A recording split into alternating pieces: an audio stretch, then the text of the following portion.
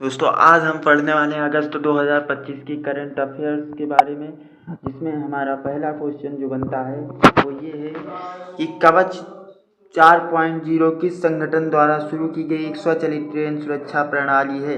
इसका उत्तर होगा अनुसंधान डिजाइन एवं मानक संगठन RDSO, जिसके बारे में थोड़ा समझ लेते हैं। भारतीय रेलवे ने दिल्ली मुंबई रूट के मथुरा कोट सेक्शन पर कवच 4.0 का संचालन शुरू किया।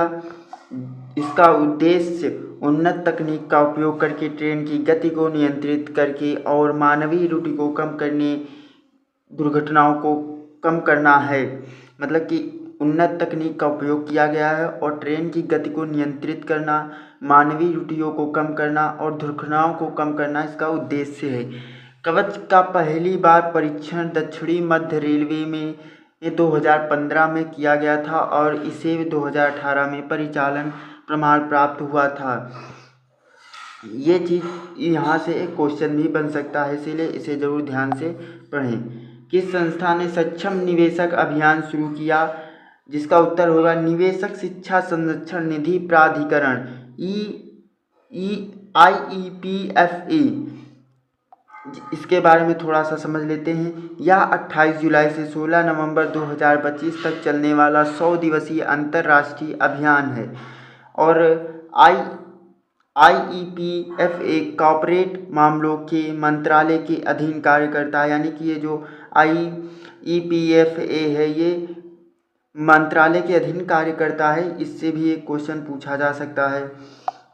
अगला है कंपनियों द्वारा रखे गए अघोषित लाभांश को पुनः प्राप्त करने में मदद करता है। अगला प्रश्न हम समझते हैं। अगला प्रश्न है लद्दाख ने किस दिन को सिंधु नदी के लिए सफाई आंदोलन घोषित किया था? यानी लद्दाख नदी ने सिंधु नदी के लिए किस दिन को सफाई आंदोलन घोषित किया था? तो इसका उत्तर होगा 12 अगस्त को सफाई अभियान घोषित किया गया था। इसके बाद थोड़ा समझ लेते हैं। सिंधु नदी की जैव विविधता के संरक्षण के लिए सरकार द्वारा समर्पित पहला सफाई अभियान है। यह लेह पर्वतीय परिषद द्वारा जून 2025 में शुरू किए गए मिशन सिंधु सफाई अभियान को और मजबूत करता है। अगला प्रश्न है किस संस्थान ने हैदराबाद में छोटे किसानों के लिए AI संचालित जलवायु सलाहकार परियोजना शुरू की? जिसका उत्तर है उष्णकटिबंधीय क्षेत्रों के लिए अंतर्राष्ट्रीय फसल अनुसंधान ICRISAT।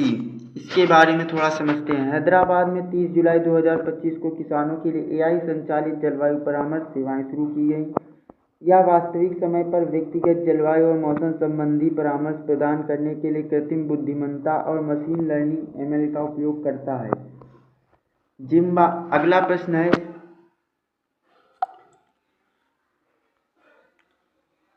अगला प्रश्न है हमारा जिम्बाब्वे में आयोजित रामसर COP15 में भारत द्वारा पेश किए गए प्रस्ताव का शीर्षक क्या था?